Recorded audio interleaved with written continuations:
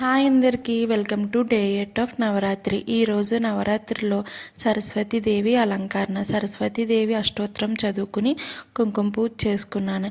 అలాగే నైవేద్యం కింద నిమ్మకాయ పులిహార చేసి పెట్టాను అమ్మవారికి.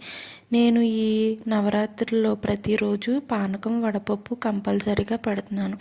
ఎందుకంటే అమ్మవారు ప్రశాంతంగా ఉండాలని పానకం పెడితే చాలా మంచిదని చెప్పారు. అందుకని ఇలా రోజు పెడుతున్నాను.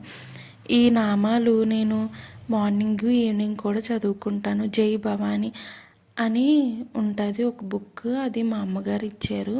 ఇది ప్రతిరోజు ఈవినింగ్ అండ్ అలాగే మార్నింగ్ కూడా చదువుకుంటాను.